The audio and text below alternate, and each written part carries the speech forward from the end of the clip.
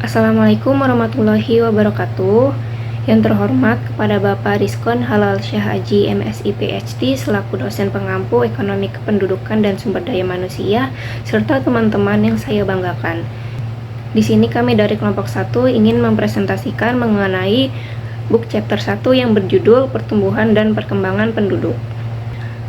Sebelumnya perkenalkan anggota dari kelompok kami, yaitu ada Arsy Ardita Nur Fadilah dengan NIM akhir 004, lalu ada Kiza Ariyanti dengan NIM akhir 005, lalu ada Nailah Arfiani Putri dengan NIM akhir 007, lalu ada Salwa Nur Haliza dengan NIM akhir 008, lalu ada Salwa Rizka Aulia dengan NIM akhir 009, dan yang terakhir ada Bagas Dwi Pangestu dengan NIM akhir 014.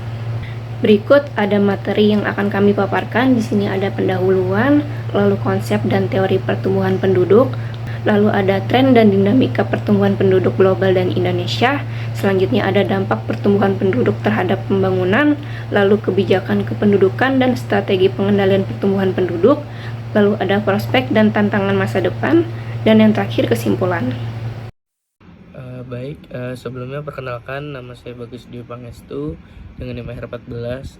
Di sini saya akan menjelaskan tentang pendahuluan pertumbuhan dan dinamika penduduk merupakan isu strategis yang berdampak luas terhadap pembangunan sosial ekonomi di lingkungan, khususnya di negara berkembang seperti Indonesia.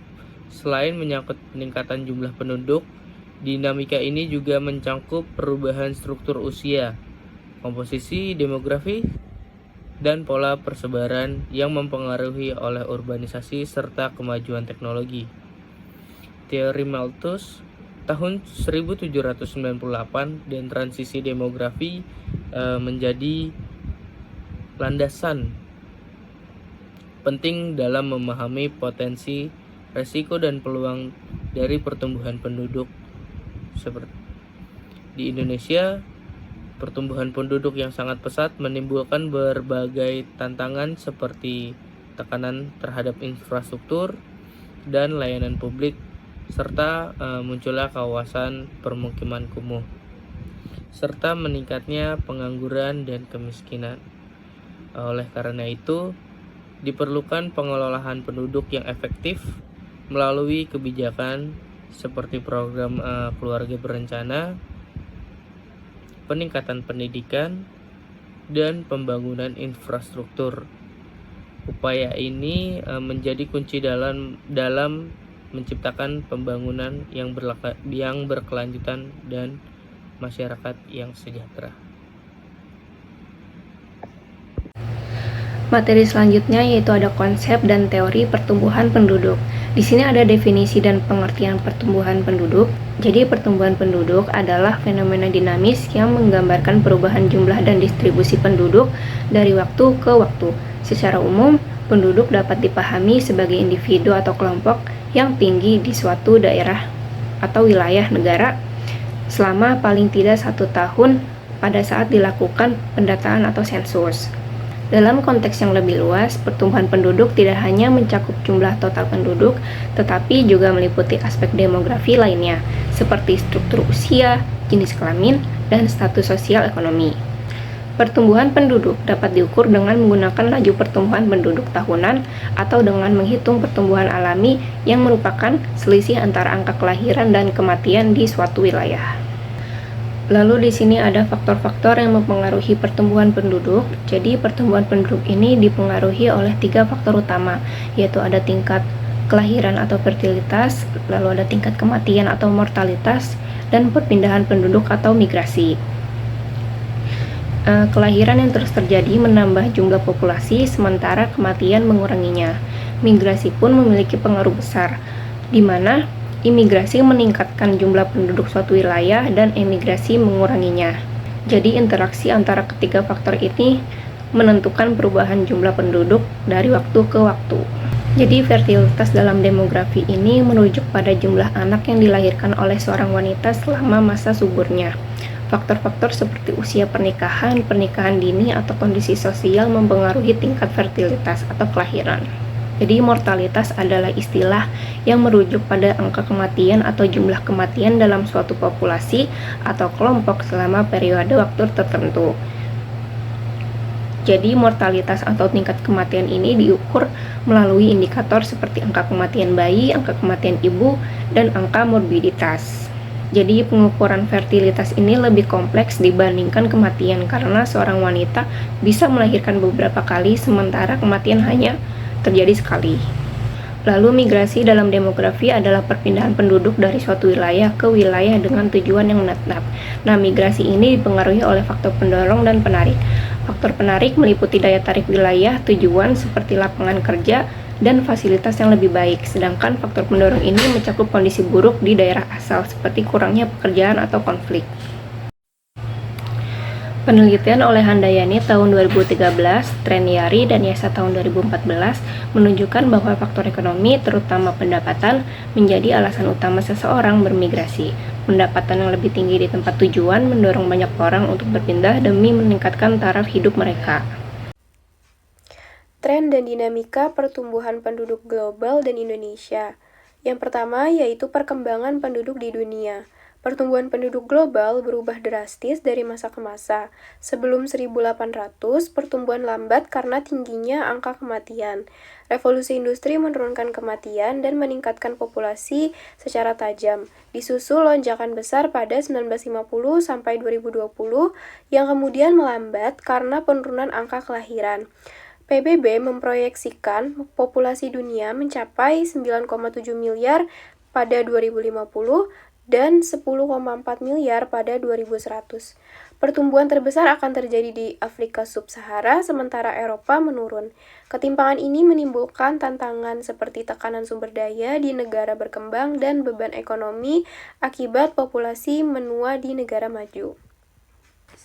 Yang kedua yaitu pertumbuhan penduduk Indonesia. Pertumbuhan penduduk Indonesia meningkat pesat dan mempengaruhi berbagai aspek kehidupan.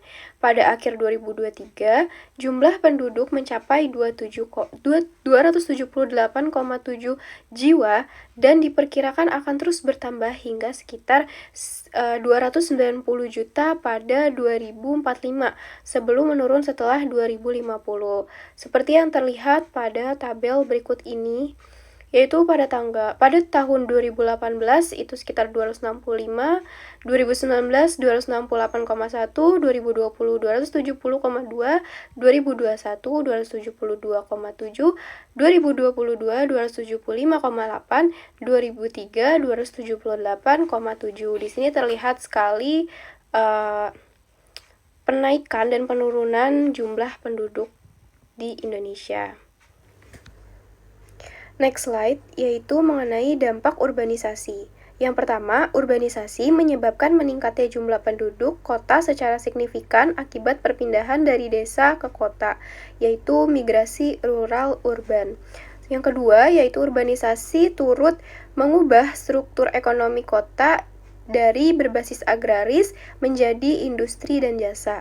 Yang ketiga, yaitu urbanisasi yang tidak diimbangi dengan penyediaan hunian terjangkau menyebabkan banyak pendatang tinggal di kawasan ilegal atau kumuh. Dampak urbanisasi selanjutnya yaitu bertambahnya penduduk menyebabkan meningkatnya penggunaan kendaraan pribadi yang tidak diimbangi dengan pelebaran atau penambahan jaringan jalan. Dan yang terakhir yaitu ketimpangan sosial dan kompetisi antara penduduk untuk mendapatkan akses terhadap pekerjaan, tempat tinggal, dan fasilitas umum dapat menimbulkan gesekan sosial. Next slide yaitu dampak migrasi. Yang pertama, dorongan ekonomi sebagai faktor pendorong migrasi. Kondisi ekonomi yang lemah di daerah asal seringkali mendorong penduduk untuk berpindah ke daerah yang dianggap memiliki peluang ekonomi lebih baik. Yang kedua, yaitu migrasi sebagai strategi meningkatkan pendapatan. Migran biasanya mencari pekerjaan di sektor informal atau formal dengan harapan meningkatkan taraf hidup mereka. Yang ketiga, dampak terhadap daerah tujuan dan asal. Di daerah tujuan, migran dapat menjadi tenaga kerja yang mendorong pertumbuhan ekonomi meskipun bisa menimbulkan persaingan kerja. Sementara itu, daerah asal mendapat manfaat dari remitansi dan investasi kecil yang dikirimkan oleh para migran. Selanjutnya, ketimpangan ekonomi meningkatkan arus migrasi. Ketimpangan ekonomi antara desa dan kota atau antar wilayah menjadi salah satu pemicu utama terjadinya migrasi. Semakin besar kesenjangan ekonomi antar daerah, semakin tinggi pula kecenderungan masyarakat untuk melakukan migrasi.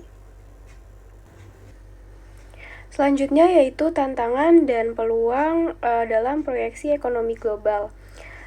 Tantangan yang pertama yaitu perang dagang dan ketegangan geopolitik. Perseteruan dagang yang terus berlanjut antara Amerika Serikat dan Tiongkok disertai dengan meningkatnya ketegangan geopolitik di berbagai wilayah dunia berpotensi menjadi hambatan bagi pertumbuhan ekonomi global. Perang dagang dapat mengganggu kelancaran arus perdagangan internasional, sementara instabilitas geopolitik turut menimbulkan tingkat ketidakpastian ekonomi yang signifikan. Tantangan yang kedua yaitu ketidakpastian kebijakan. Ketidakpastian yang timbul akibat perubahan kebijakan pemerintah turut menjadi salah satu tantangan. Sebagai contoh, penghentian atau pengurangan stimulus fiskal yang diberlakukan selama masa pandemi berpotensi menekan tingkat konsumsi dan investasi. Di sisi lain, kebijakan moneter seperti peningkatan suku bunga dapat berdampak pada naiknya biaya pinjaman yang pada akhirnya mempengaruhi aktivitas investasi. Selanjutnya yaitu krisis pasokan global. Pandemi telah menyebabkan disrupsi pada rantai pasokan global yang berdampak pada kelangkaan berbagai komoditas serta meningkatnya biaya produksi. Kondisi ini menjadi hambatan besar bagi sektor-sektor yang sangat bergantung pada jaringan pasokan internasional seperti industri manufaktur dan teknologi. Tantangan yang terakhir yaitu ketidakpastian energi. Ketidakpastian harga energi serta perubahan dalam ketersediaan pasokan energi dapat memberikan dampak signifikan terhadap sektor-sektor yang sangat bergantung pada energi seperti sektor industri dan juga transportasi. Selanjutnya yaitu peluang dalam proyeksi pertumbuhan ekonomi global. Di tengah berbagai tantangan yang dihadapi, tahun 2023 juga menghadirkan berbagai peluang yang menjanjikan bagi pertumbuhan ekonomi global. Yang pertama yaitu ada pemulihan ekonomi. Kebangkitan ekonomi yang terjadi di berbagai negara maju berpotensi mendorong peningkatan perdagangan global dan aliran investasi lintas negara. Situasi ini memberikan kesempatan bagi bisnis yang bergerak di bidang ekspor untuk memperluas pasar dan mengembangkan usahanya. Yang kedua yaitu peralihan menuju ekonomi berkelanjutan, dorongan kuat menuju sistem ekonomi yang ramah lingkungan dan rendah emisi karbon, menciptakan peluang besar dalam pengembangan teknologi hijau.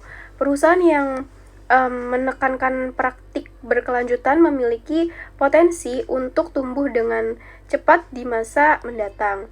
Yang selanjutnya yaitu perdagangan digital dan inovasi teknologi. Kemajuan pesat di sektor digital dan teknologi informasi tetap menjadi sumber peluang yang sangat besar.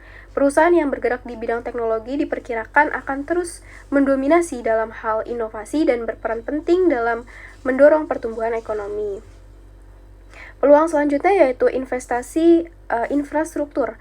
Langkah pemerintah dalam meningkatkan kualitas infrastruktur nasional membuka potensi besar di sektor konstruksi dan pengembangan fasilitas publik. Investasi ini tidak hanya memperkuat perekonomian tetapi juga menciptakan banyak lapangan kerja baru. Peluang yang terakhir yaitu perluasan akses keuangan. Meningkatnya akses terhadap layanan keuangan serta upaya untuk memperluas inklusi keuangan dapat membantu pengembangan usaha kecil dan menengah. Hal ini juga berkontribusi dalam meningkatkan daya beli masyarakat secara keseluruhan. Selanjutnya yaitu dampak pertumbuhan penduduk terhadap pembangunan. Yang pertama yaitu pengaruh pertumbuhan penduduk terhadap pertumbuhan ekonomi. Pertumbuhan ekonomi adalah peningkatan kapasitas negara dalam memproduksi barang dan jasa yang diukur melalui kenaikan PDB, kualitas hidup, dan juga kesejahteraan. Pertumbuhan penduduk memiliki peranan yang penting di dalam hal ini, di mana Jingan pada tahun 2000 menyatakan bahwasannya penduduk bukan hanya sekedar data statistik, melainkan juga kekuatan penggerak ekonomi di suatu negara, terutama negara berkembang seperti Indonesia, yang bergantung pada tenaga kerja dan juga konsumsi domestik. Selain itu, Adam Smith juga menekankan bahwa manusia adalah unsur utama dalam proses produksi, sehingga jika pertumbuhan penduduk dikelola dengan baik, maka hal ini dapat meningkatkan output ekonomi di suatu negara. Selain itu, terdapat pandangan optimis terkait terkait dengan pertumbuhan penduduk yang disampaikan oleh Basaru pada tahun 1981, lalu Simon pada tahun 1986, dan Kuznets pada tahun 1974 yang berargumen bahwasannya pertambahan jumlah penduduk ini dapat mendorong pertumbuhan ekonomi melalui peningkatan tenaga kerja, perluasan pasar, dan juga spesialisasi. Peningkatan ini akan berdampak pada produktivitas, pendapatan, akumulasi modal, dan juga kemajuan teknologi. Namun, berbeda dengan pandangan Malthusian yang menganggap bahwasannya pertumbuhan penduduk yang terlalu cepat dapat menghambat pertumbuhan ekonomi di suatu negara karena menyulitkan perencanaan dan juga menambah beban negara. Oleh karena itu, pengaruh pertumbuhan penduduk terhadap pertumbuhan ekonomi sangat bergantung pada bagaimana pengelolaan sumber daya manusia dilakukan secara tepat. Yang kedua, yaitu dampak pertumbuhan penduduk terhadap kesejahteraan sosial dan juga ketimpangan ekonomi. Pertumbuhan penduduk berpengaruh besar terhadap kesejahteraan sosial dan ketimpangan ekonomi jika tidak dikelola dengan baik. Pertumbuhan penduduk dapat menghambat pencapaian kesejahteraan sosial. Di kawasan urban, pertumbuhan yang cepat memberikan tekanan pada kebutuhan dasar seperti perumahan, air bersih, dan juga sanitasi. Tanpa pembangunan yang memadai, banyak orang yang tinggal di kawasan kumuh, di mana hal ini mengurangi kualitas hidup mereka. Akses terbatas terhadap pendidikan dan juga layanan kesehatan juga memperburuk kondisi ini, terutama bagi masyarakat berpenghasilan rendah. Selain itu, pertumbuhan penduduk yang pesat dapat meningkatkan pengangguran yang berisiko menyebabkan peningkatan kriminalitas sebagai cara bertahan untuk hidup. Pertumbuhan penduduk yang pesat juga menjadi salah satu penyebab ketimpangan ekonomi, terutama di negara berkembang seperti negara Indonesia. Jika jumlah penduduk meningkat tetapi kebijakan pemerataan ekonomi tidak efektif, maka hal ini akan timbul pengangguran, kemiskinan, dan juga ketimpangan distribusi pendapatan. Menurut teori Malthus, pertumbuhan penduduk meningkatkan tenaga kerja, namun peluang kerja yang terbatas juga memperburuk persaingan terutama di daerah perkotaan. Akibatnya angka pengangguran dan kemiskinan meningkat yang pada gilirannya memperbesar kesenjangan pendapatan dan juga memperburuk ketimpangan distribusi pendapatan dalam masyarakat. Hal ini sesuai dengan pandangan Arshad pada tahun 2014 yang menyatakan bahwasanya tingginya pertumbuhan penduduk berkontribusi pada ketimpangan distribusi pendapatan di negara berkembang. Yang ketiga, yaitu pengaruh pertumbuhan penduduk terhadap ketahanan pangan dan juga sumber daya alam. Pertama, yaitu pengaruh terhadap ketahanan pangan. Pertumbuhan penduduk memiliki keterkaitan yang erat dengan ketahanan pangan. FAO pada tahun 2009 menyatakan bahwa ketahanan pangan terdiri dari 4 dimensi utama, yaitu ketersediaan, akses, kestabilan, dan juga keamanan pangan. Hal ini berarti bahwasannya ketahanan pangan memastikan setiap individu memiliki akses untuk memperoleh makanan yang cukup, aman, dan juga bergizi. Namun, meningkatnya jumlah penduduk ini memberikan tantangan besar terhadap ketersediaan pangan. FAO memperkirakan produksi pangan akan terus menurun sebesar 1,9% per tahunnya antara tahun 2015 hingga tahun 2030. Sementara jumlah penduduk akan terus meningkat sebesar 1,8% per tahunnya. Hal ini sesuai dengan teori yang diungkapkan oleh Malthus pada tahun 1798 yang menyatakan bahwasannya pertumbuhan penduduk mengikuti pola daya ukur, sedangkan produksi pangan berkembang menurut pola daya hitung. Jika pertumbuhan penduduk lebih cepat daripada peningkatan produksi pangan, maka ketidaksesuaian antara kebutuhan dan juga ketersediaan pangan ini dapat menyebabkan kekurangan pasokan pangan di masa yang akan mendatang. Selanjutnya, yang kedua, yaitu pengaruh terhadap sumber daya alam. Pertumbuhan penduduk yang pesat memberikan tekanan besar terhadap keseimbangan sumber daya alam. Kebutuhan yang terus meningkat akan pangan, air bersih, lahan, dan juga energi menyebabkan ketidakseimbangan antara persediaan dan permintaan sumber daya alam. Perluasan lahan pertanian untuk memenuhi kebutuhan pangan seringkali dilakukan dengan cara penebangan hutan yang mengurangi ketersediaan hasil hutan.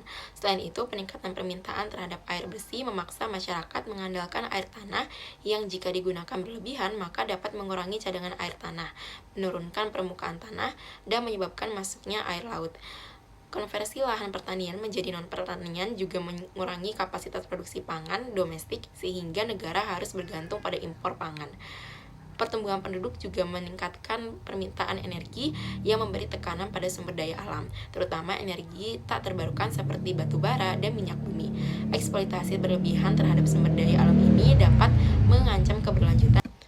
Selanjutnya, yang keempat, yaitu pengaruh pertumbuhan penduduk terhadap perubahan iklim dan juga lingkungan. Yang pertama, yaitu pengaruh terhadap perubahan iklim. Peningkatan jumlah penduduk yang terus berlangsung berpotensi memperburuk kerentanannya terhadap dampak perubahan iklim, karena setiap kenaikan 1% jumlah penduduk berkontribusi pada peningkatan emisi karbon yang mempercepat pemanasan global dan juga menghangatkan suhu permukaan bumi. Pemanasan ini mengubah berbagai aspek dalam siklus hidrologi global seperti meningkatnya kadar uap air di atmosfer yang mempengaruhi pola serta intensitas hujan dan penurunan tutupan salju di kutub yang mempercepat pencairan es. Perubahan ini juga menyebabkan pergeseran kelembaban tanah yang mempengaruhi ketersediaan air tanah dan produksi pertanian serta memperburuk kondisi lingkungan dan mengancam keberlanjutan ekosistem serta kesejahteraan manusia di masa yang akan mendatang.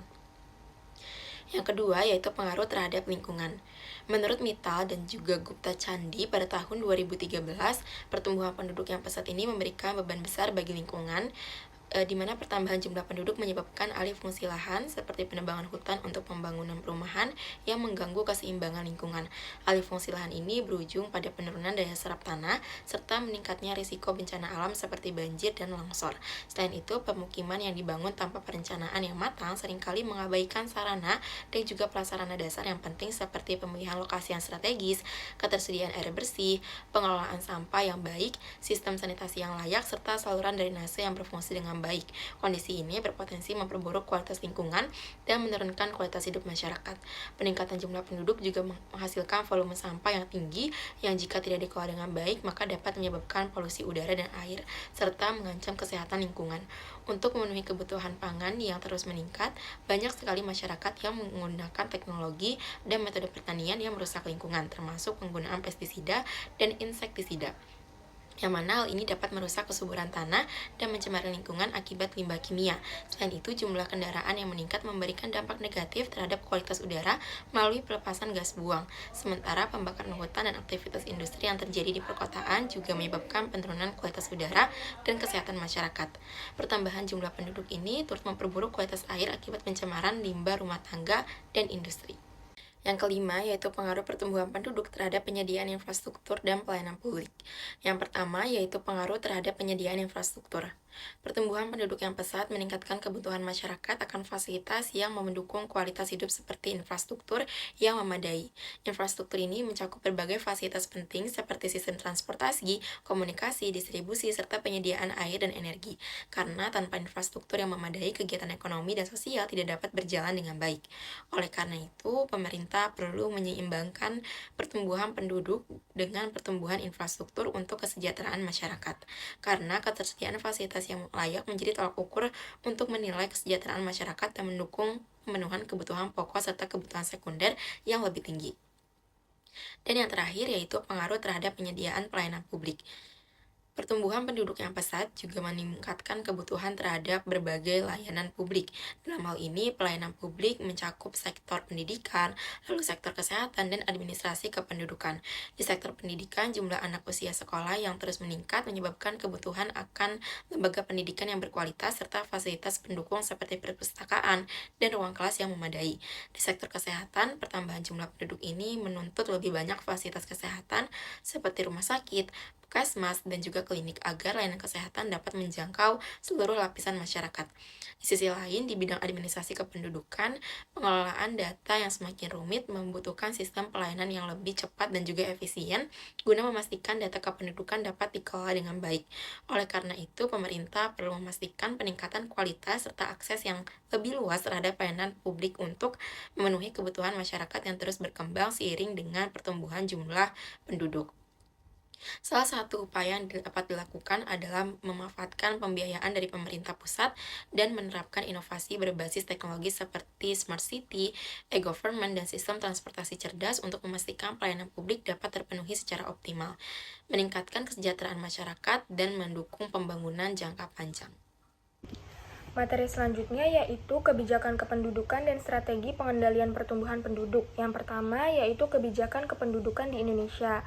Nah, sejak zaman Hindia Belanda, kebijakan kependudukan ini itu sudah mulai ditetapkan seperti kebijakan resettlement atau pemukiman kembali dari wilayah Jawa ke luar Jawa. Yang berarti para petani ini meninggalkan wilayah Jawa yang sudah padat penduduk untuk mendirikan koloni baru di wilayah luar Jawa.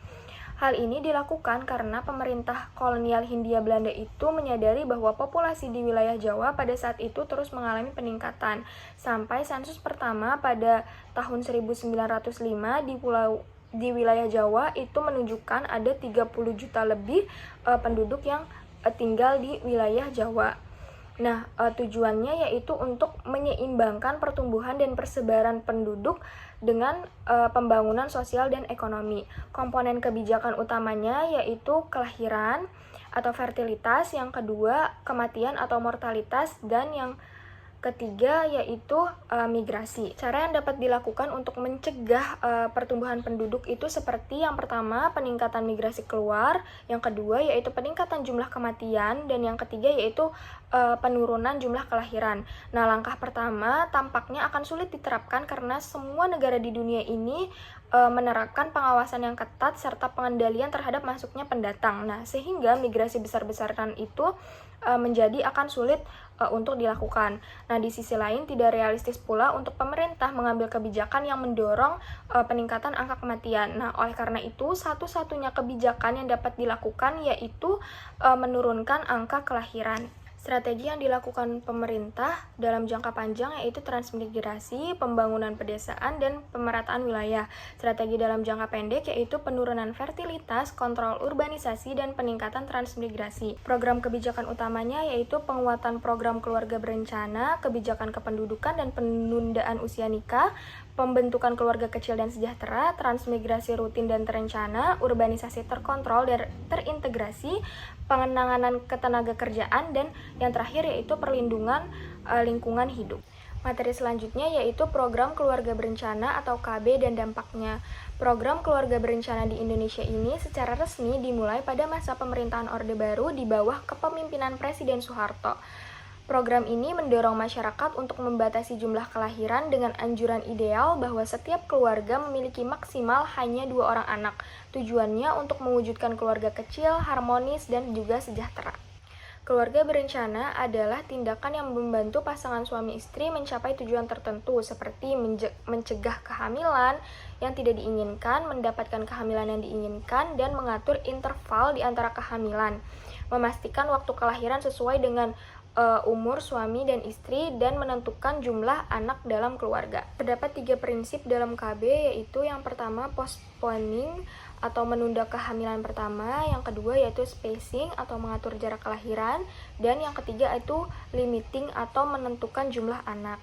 Dampak positif KB untuk ibu yaitu ibu lebih sehat secara fisik dan mental, waktu luang ibu juga lebih banyak untuk anak yang dilahirkan, lebih sehat, dan perawatan serta gizinya juga lebih optimal. Untuk anak lainnya yaitu pendidikan dan perhatiannya menjadi lebih baik, dan untuk ayah beban untuk ayah berkurang, lebih tenang dan terlibat dalam keluarga, dan untuk keluarga stabil, terencana, dan juga sejahtera.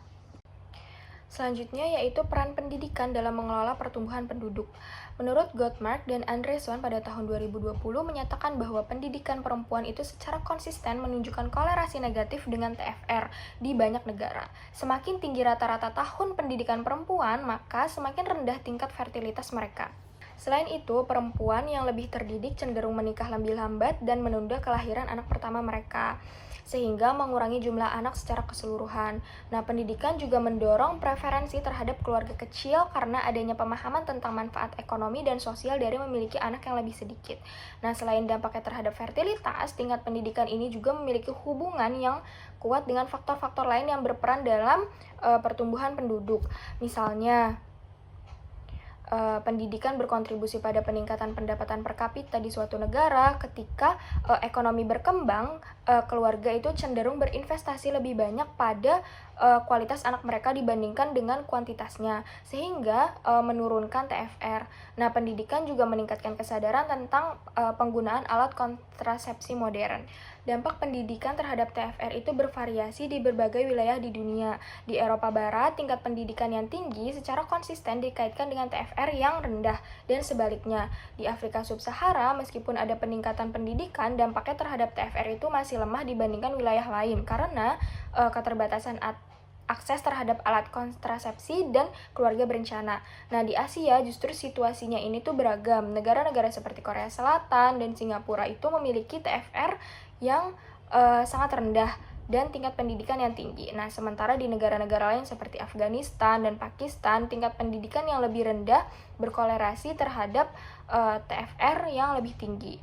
Variasi ini menunjukkan bahwa faktor budaya, ekonomi, dan agama itu memainkan peran penting dalam memediasi hubungan antara pendidikan dan fertilitas di berbagai konteks regional. Strategi pengendalian pertumbuhan penduduk di berbagai negara. Nah, yang pertama yaitu di China. Strategi pengendalian pertumbuhan penduduk di China ini dilakukan melalui program pengendalian kelahiran yang membatasi keluarga itu hanya boleh memiliki satu orang anak. Program ini berlaku dari tahun 1979 sampai tahun 2015. Nah, kebijakan ini merupakan salah satu proyek rekayasa sosial terbesar dalam sejarah. Nah, kebijakan ini bertujuan untuk menjaga populasi di China itu di bawah 1,2 miliar pada tahun 2000. Selanjutnya yaitu India. Strategi pengendalian pertumbuhan penduduk di India ini telah mengalami evolusi yang signifikan sejak negara tersebut menjadi negara pertama yang mengadopsi kebijakan pengendalian pertumbuhan populasi pada tahun 1952. Nah, kebijakan-kebijakan ini itu dapat dibagi menjadi 3 periode utama. Yang pertama yaitu periode penyediaan layanan tahun 1952 sampai tahun 1961. Yang kedua yaitu periode imperatif dan berorientasi pada target, itu pada tahun 1962 sampai 1977. Dan yang terakhir yaitu periode sukarela sejak April tahun 1977. Nah, strategi negara selanjutnya yaitu strategi negara Pakistan. Nah, pada tahun 1970, pemerintah Pakistan ini itu meluncurkan program keluarga berencana nasional yang berfokus dengan mengupayakan akses gratis terhadap pelayanan dan edukasi mengenai keluarga berencana serta mengontrol angka kelahiran di negara tersebut. Selanjutnya ada prospek dan tantangan masa depan proyeksi penduduk di masa depan. Menurut Adam Smith, sumber-sumber alam yang tersedia adalah batas maksimum pertumbuhan ekonomi.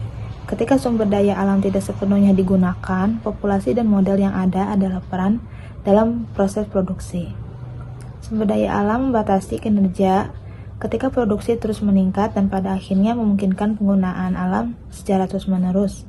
Dalam proses produksi, elemen populasi dipandang sebagai peran pasif dalam arti bahwa populasi beradaptasi dengan kebutuhan pekerjaan dari masyarakat. Pertumbuhan populasi tersedia terlepas dari jumlah karyawan yang diperlukan untuk proses produksi. Jika tingkat upah yang efektif lebih tinggi dari upah independen, maka jika seseorang lebih tinggi dari tingkat upah minimum untuk mempertahankan hidup mereka, populasi akan meningkat. Ketika tingkat upah melebihi level mandiri, orang di usia yang lebih muda menikah dan jumlah kelompok populasi meningkat. Sebaliknya, jika tingkat upah turun di bawah upah independen, populasi berkurang. Dalam konteks ini, tingkat upah tampaknya memainkan peran penting sebagai pengatur pertumbuhan populasi. Tingkat upah ditentukan oleh kekuatan permintaan dan penawaran. Saat permintaan pekerjaan tumbuh lebih cepat dari penawaran, maka upah kuota akan naik. Jika permintaan lebih lambat dari pertumbuhan populasi, maka tingkat upah akan turun. Jika tingkat upah di bawah upah subsisten, tingkat pertumbuhan populasi itu sendiri negatif. Proses pertumbuhan ekonomi tetap tanpa batas, namun seluruh ekonomi menjadi posisi statis. Modal dan produksi tidak akan lagi tumbuh dalam posisi ini. Permintaan karyawan tidak akan lagi meningkat dan tingkat upah yang disebabkan oleh tingkat ujian populasi tidak akan lagi meningkat pada posisi ini. Jumlah kematian sesuai dengan orang yang lahir. Investasi dilakukan hanya untuk menggantikan modal yang rusak. Hal ini semua terjadi karena ekonomi telah mencapai pembangunan terbesar yang dapat didukung oleh sumber-sumber alami yang ada. Kondisi ini menimbulkan tantangan besar dalam memenuhi kebutuhan dasar masyarakat, tetapi juga memberikan peluang karena sebagian besar populasi memiliki usia produktif yang dapat mempromosikan perkembangan ekonomi. Selanjutnya ada tantangan demografi, bonus demografi versus aging population. Bonus demografi atau demographic dividend merujuk pada fenomena yang meningkatkan pertumbuhan ekonomi dengan mengubah struktur usia populasi melalui transisi dari tingkat kelahiran dan kematian. Pandangan konvensional ini mengasumsikan bahwa struktur demografi yang stabil akan mempengaruhi peningkatan produktivitas di masyarakat.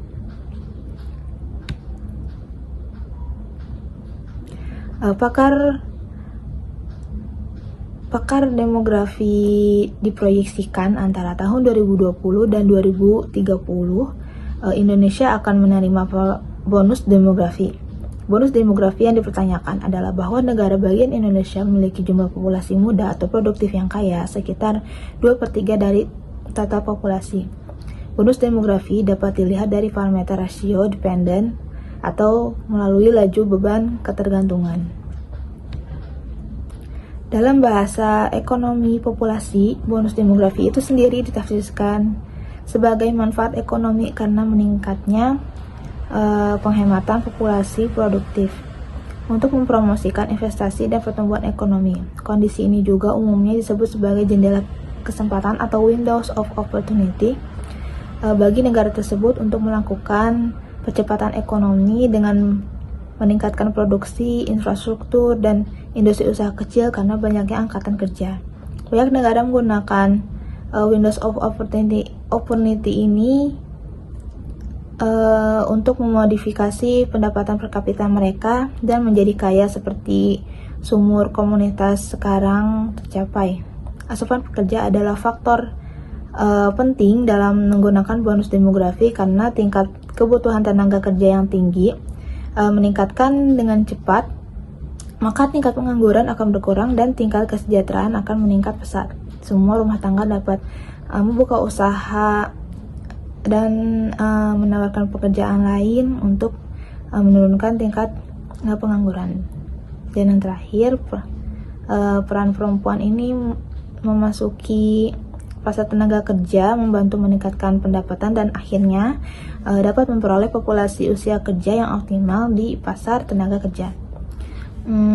Pengurangan saat ini dalam tingkat pengangguran dapat diimplementasikan dengan memaksimalkan transfer pekerjaan, tetapi bagi mereka yang terakreditasi atau memenuhi syarat, hal ini dapat dilakukan saat menerapkan inovasi pelatihan kejuruan, tidak hanya mempertimbangkan pendidikan, tapi memiliki anggaran yang cukup jika tidak sepenuhnya diasuransikan, karena itu adalah anggota yang sangat tidak produktif. Dengan kata lain, tekanan usia produktif meningkat dalam salah satu cara solusi yang dapat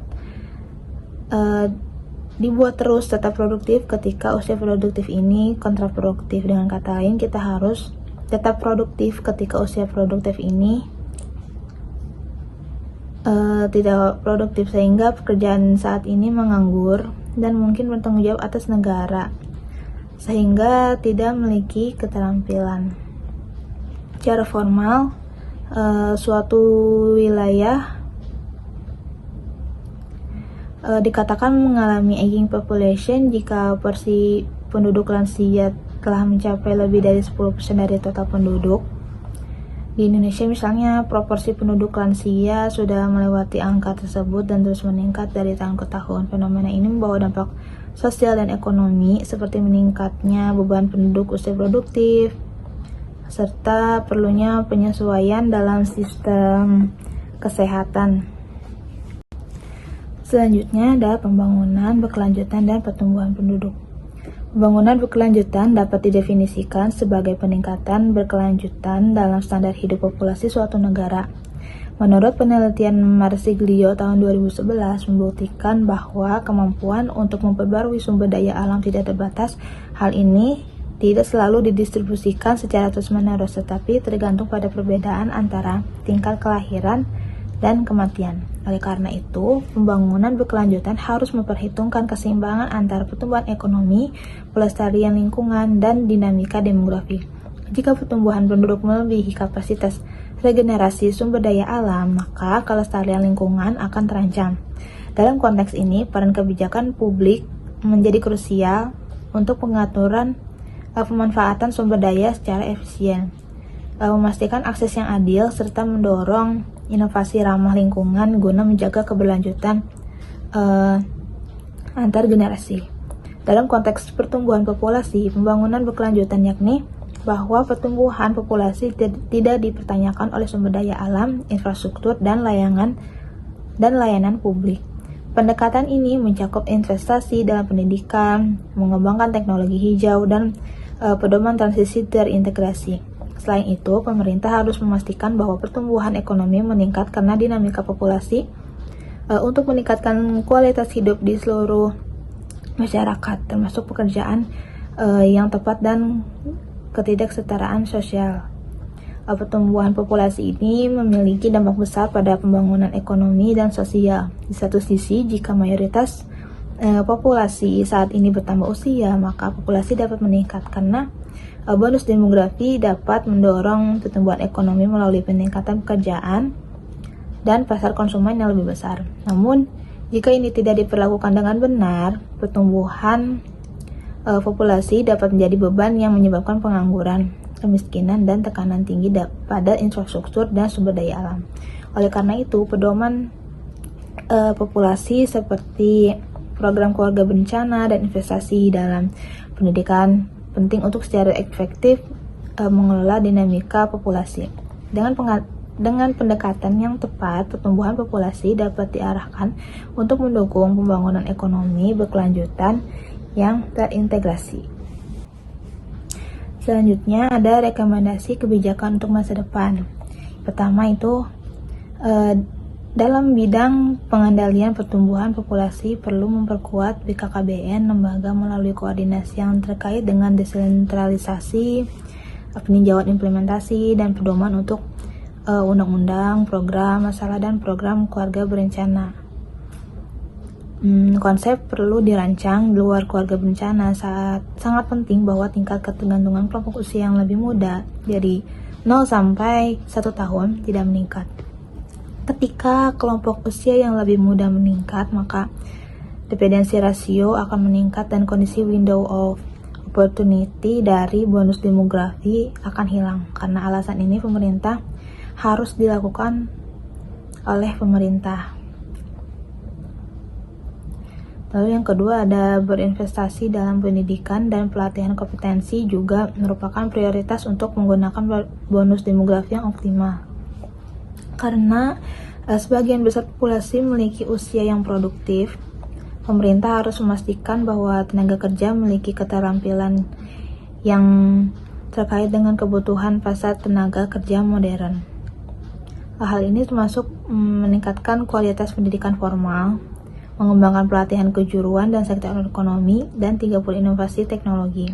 Langkah ini tidak hanya membantu meningkatkan produktivitas tenaga kerja, tetapi juga membantu mengurangi pengangguran dan ketidaksetaraan sosial. Lalu yang ketiga ada kebijakan perlindungan lingkungan harus menjadi pilar utama pembangunan berkelanjutan. Pertumbuhan populasi yang tidak terkendali seringkali mengarah pada eksploitasi sumber daya alam yang berlebihan. Nah, oleh karena itu pemerintah harus memperketat peraturan lingkungan seperti meningkatkan pengolahan limbah, pelindungan hutan, dan penggunaan energi terbarukan. Selain itu, pendekatan berbasis kota berdasarkan pemeliharaan ekosistem lokal dapat meningkatkan partisipasi masyarakat dalam inisiatif berkelanjutan. Integrasi kebijakan ini akan memungkinkan pembangunan berkelanjutan dicapai tanpa mempengaruhi generasi mendatang. Selanjutnya ada kesimpulan dari materi book chapter kali ini, yaitu pertumbuhan penduduk merupakan isu kompleks yang mempengaruhi berbagai aspek pembangunan dan memerlukan penanganan bijak, terutama di Indonesia. Tantangan akibat pertumbuhan yang pesat dapat diatasi melalui pendidikan, program keluarga berencana, serta perencanaan kota yang terstruktur. Kebijakan kependudukan harus mencakup pengendalian fertilitas, layanan publik, dan pengelolaan sumber daya alam secara berkelanjutan. Dengan strategi yang tepat, bonus demografi dapat dimanfaatkan untuk mendorong pertumbuhan ekonomi, meningkatkan kualitas hidup, serta memperkuat ketahanan pangan dan kesehatan masyarakat. Kolaborasi berbagai pihak sangat penting untuk memastikan pertumbuhan penduduk sejalan dengan pembangunan berkelanjutan.